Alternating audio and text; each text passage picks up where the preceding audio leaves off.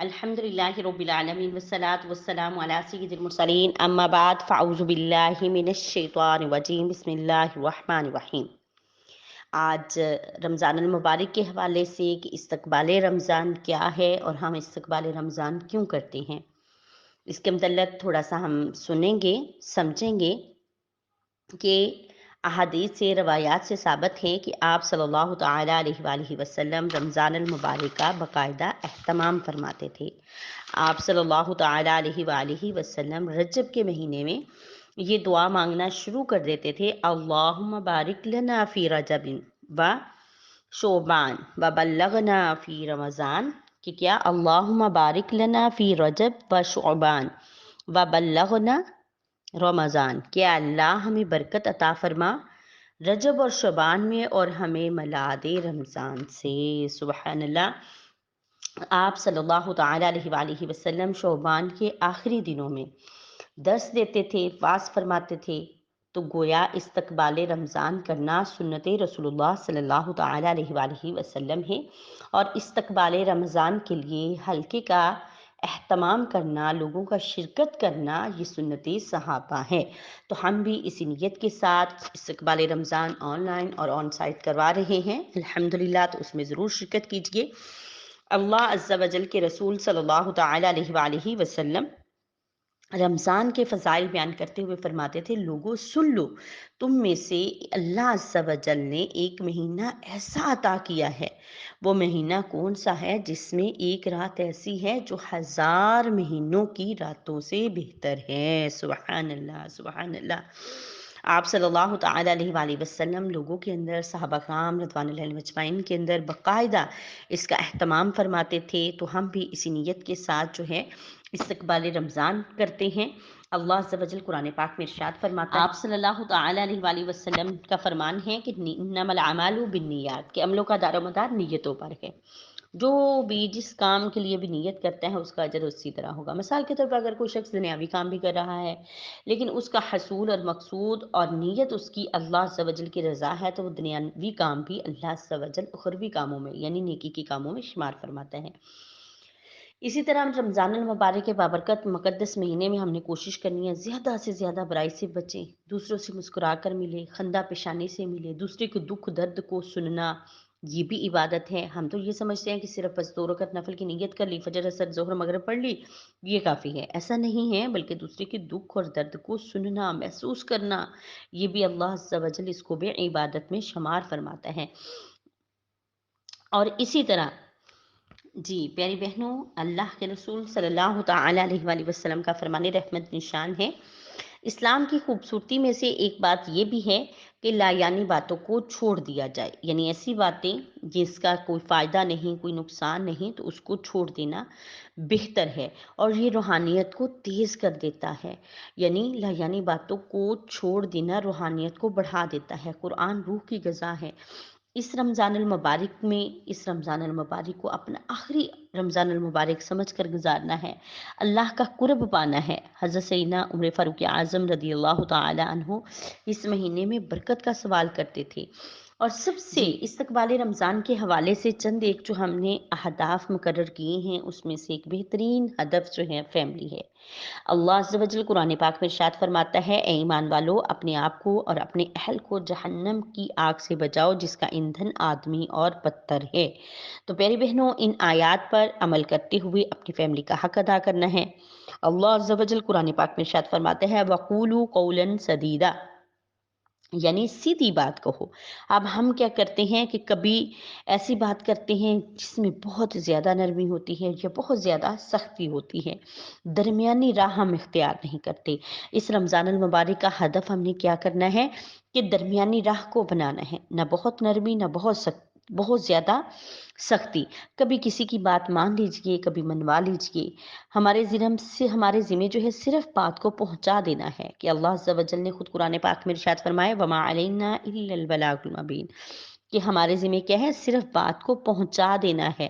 ہم صرف اپنے اعمال کے جواب دہ ہیں، دوسروں کے اعمال کے ہم جواب دہ نہیں ہیں۔ ہم ان کو سمجھا سکتے ہیں، بتا سکتے ہیں، لیکن اگر وہ نہیں اس بات سے، اس کام سے باز آتے تو پیاری بہنوں، اللہ عز و جل ان سب کو بھی، ہمیں بھی ہدایت عطا فرمائے۔ اللہ عز و جل سے بار بار ان کے پلٹنے کی بات کیجئے، دعا کیجئے کہ اللہ عز و جل سمیع بذات الصدور ہے، سینے کی چھپی باتوں کا جاننے والا ہے۔ اللہ تعالیٰ میری بھی، آپ کی بھی فیملی کو امن کا گہوارہ بنائے، ہم سب کے گھروں کو امن کا گہوارہ بنائے۔ جی پیاری بہنوں، کامیاب ترین انسان وہ ہے جس کا آغاز اور اختتام اچھا ہو۔ یہ نہیں کہ آغاز میں تو شروع میں ہم بہت ایکسائٹیڈ ہوتے ہیں، ہمارا کیا ہوتا ہے کہ شروع کے اندر نیکی کا جذبہ بڑا ہوتا ہے کہ میں نے اتنے قرآن پاک پڑھنی ہے، میری ایمانی حالت یہ ہوتی ہے، تقویٰ کی حالت جو ہے وہ بڑھتی ہے، لیکن آہستہ آہستہ کیا ہے، وہ ایمانی حالت کمزور ہونا شروع ہو جاتی ہے۔ یہ سارے جذبات جو پرجوش ہوتے ہیں وہ آہستہ آہستہ جو ہے وہ کم ہونا شروع ہو جاتے ہیں۔ تو اس کے لیے میں آپ کو کہوں گی کہ رمضان کے دنوں کو پلان کیجیے۔ نمبر 1، گھر کی صفائیاں کیجیے۔ گھر کی صفائیوں کے ساتھ ساتھ دل کی صفائی ضرور کیجیے۔ سحری کا، افطاری کا ہم پلان بناتے ہیں، عید کی شاپنگ کرتے ہیں، ملنے ملانے کی کمٹمنٹ کرتے ہیں۔ رمضان کے شروع میں ہم بہت پرجوش ہوتے ہیں، 5 سے 10 رمضان تک 60 سے 80 جذبات ہمارے کم رہ جاتے ہیں۔ اسی طرح ہمارے جذبات میں کمی آ جاتی ہیں، قرآن پاک کی تلاوت میں کمی آ جاتی ہیں، نوافل کے اندر، نمازوں کے اندر پہلی والی روٹین نہیں ہو پاتی۔ پہلے دن ہم 5 پارے بھی پڑھ لیتی ہیں اور دوسرے عشرے میں تھوڑی سستی ہو جاتی ہے، نیکی اور عبادت کے جذبے میں کمی آ جاتی ہے، اور آخری جو عشرہ ہوتا ہے اس کے اندر ہمارے اندر پھر جذبات آ جاتے ہیں۔ آخری عشرے کے اندر ہم لیلۃ القدر کی تلاش کرتے ہیں اور پھر ہمارے ایمان کی بیٹری فل ہو جاتی ہے کہ بس چند دن رہ گئے ہیں، اس کے بعد تو یہ 27ویں شب ہے، پھر تو بہت ہی کم دن رہ جائیں گے اور ہمیں بہت ساری نیکیاں اکٹھی کرنی ہیں۔ تو اس دفعہ ہم کیا کریں گے، رمضان کے کچھ اہداف بنائیں گے۔ اہداف کیا بنائیں گے کہ 2021 کا رمضان میرا کیسا تھا، اور 2022 کے رمضان کو میں نے 2021 کے رمضان سے بہتر نہیں بہترین بنانا ہے۔ جو کوتاہیاں، جو کمیاں، جو خطائیں مجھ سے 2021 میں سرزد ہوئی ہیں، ان کو میں نے 2022 میں نہیں کرنا۔ دوسری بات کیا ہے کہ فیملی سیٹنگ، اس کے لیے میں آپ کو کہوں کہ 7 منٹ کے لیے رمضان کے فضائل کی اہمیت پر درس ضرور رکھیے، بیان کیجیے۔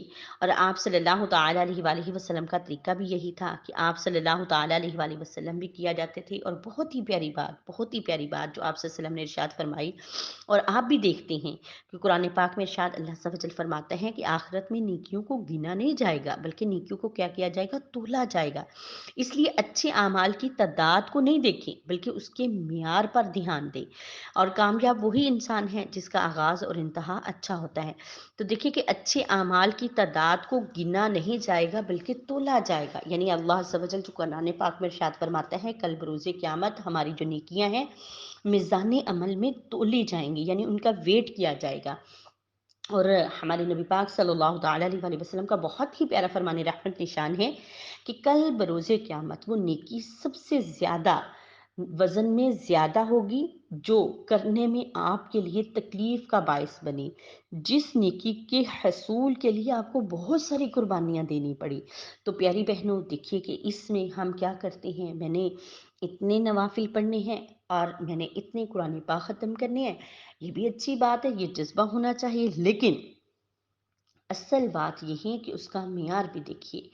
آپ قرآن پاک 5 کی بجائے بھلے ایک ہی پڑھ لیجئے، لیکن اس کو سمجھ کر پڑھیے، اس پر عمل کر کے پڑھیے، اس پر میرا اللہ عز و جل کیا فرما رہا ہے اس کو خوش دلی کے ساتھ پڑھیے، اور اپنے جذبات پر قابو رکھتے ہوئے اللہ عز و جل کی رحمتوں پر، اس کے انعامات کی بارشوں پر قربان جاتے ہوئے اخلاص کے ساتھ پڑھیے، اور یقین کیجئے کہ بھلے وہ نیکیاں کم ہوں گی، بھلے وہ نیکیاں، لیکن ان کا معیار اونچا ہوگا، تو کل بروز قیامت وہ نامہ اعمال میں سب سے زیادہ وزنی ہوگی۔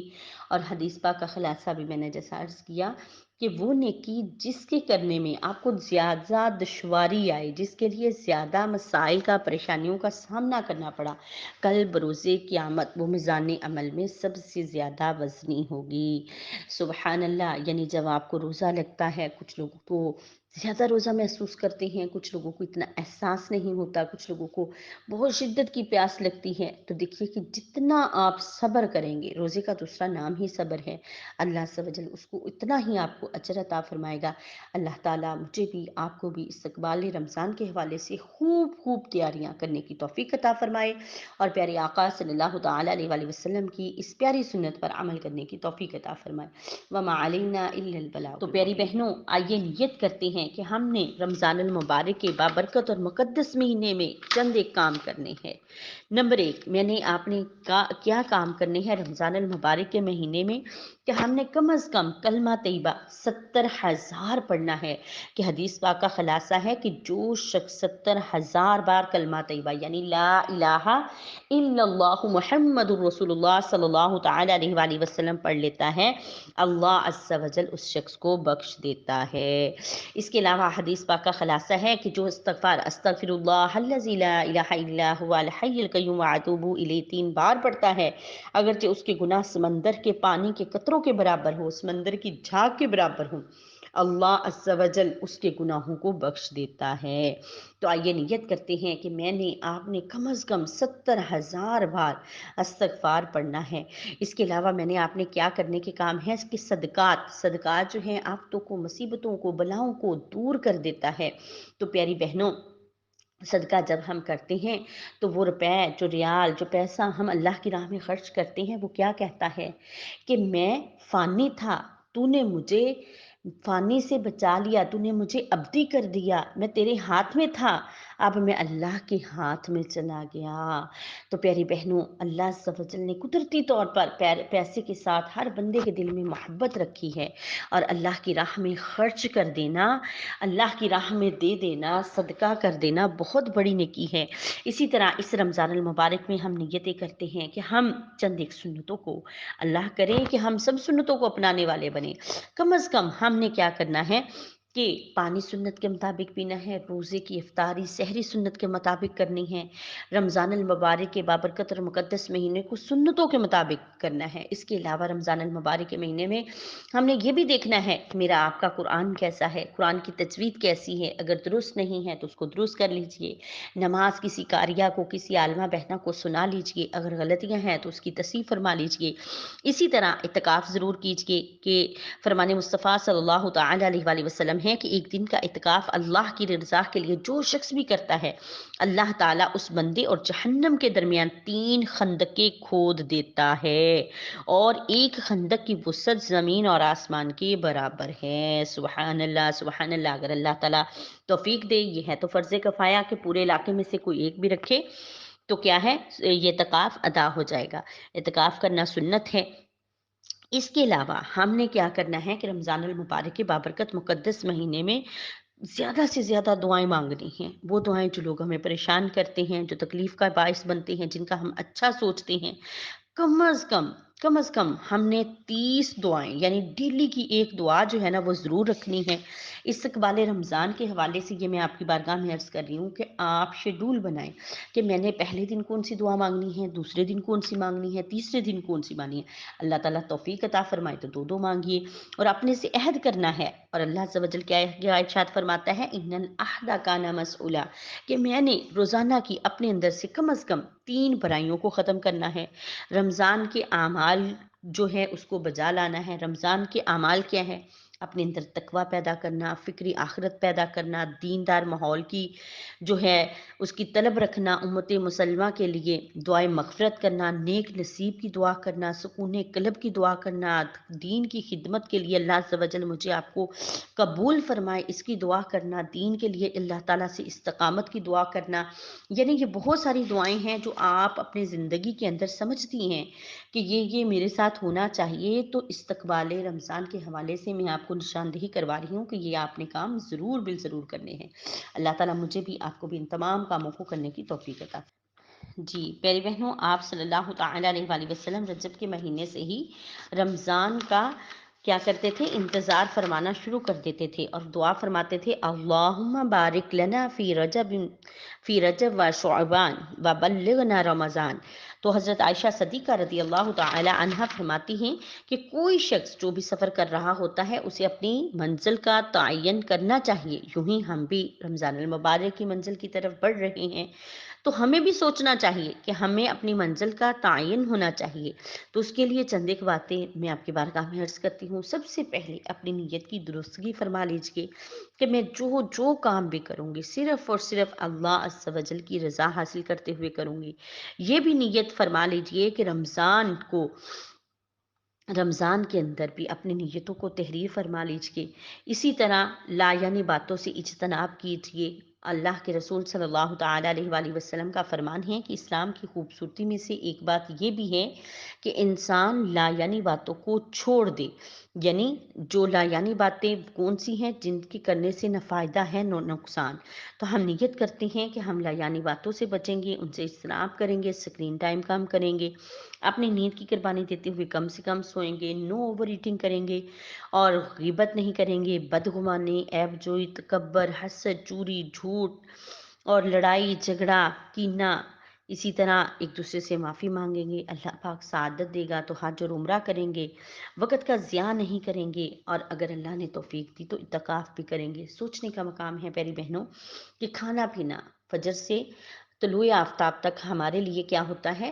منع کر دیا جاتا ہے۔ یہ حلال چیز ہے، کھانا حلال ہے، اور وہ باتیں جو غیر رمضان میں بھی میرے لیے آپ کے لیے حرام تھیں، مثال کے طور پر لا یعنی باتیں، بدگمانی، عیب جوئی، تکبر، حسد، چوری، جھوٹ، غیبت، لڑائی جھگڑا، کینہ، بغض، حسد، یہ ساری چیزیں غیر رمضان میں بھی میرے لیے آپ کے لیے جائز نہیں تھی۔ تو رمضان المبارک میں تو ایسے کاموں سے بچنا بدرجہ اولا بہتر ہے۔ قال اللہ تعالی فی القرآن المجید یا ایہا الذین آمنوا کتب علیکم الصیام کما کتب من قبلکم لعلکم تتقون۔ پیاری بہنوں، اللہ عز و جل کا ارشاد فرماتے ہیں یا ایہا الذین آمنوا، اے ایمان والو جو تم پر میں نے روزے فرض کیا ہیں، اس سے پہلی امتوں پر بھی فرض کرتا تھا، اور اس کا اصل مقصد کیا ہے؟ لعلکم تتقون، تاکہ تم پرہیزگار بن جاؤ، تاکہ تم اپنا تزکیہ نفس کر لو۔ تو پیاری بہنوں دیکھیے کہ جیسے ہی بادشاہ ہوتا ہے نا تو وہ اپنے جب خوشی میں ہوتا ہے تو وہ کہتا ہے کہ اپنے گھوڑے کو دوڑا، جہاں تک تو دوڑائے گا وہ ساری زمینیں، وہ ساری ملکیتیں تیری ہو جائے گی۔ رمضان المبارک بھی اللہ عز و جل کا رحمتوں والا، برکتوں والا، بخششوں والا ایسا بابرکت مہینہ ہے کہ اس کی ہر لمحے میں موسلا دھار بارش ہو رہی ہے۔ اس کی رحمتوں کے قربان جائیے کہ جتنے نیک کام کر سکتے ہیں کیجئے۔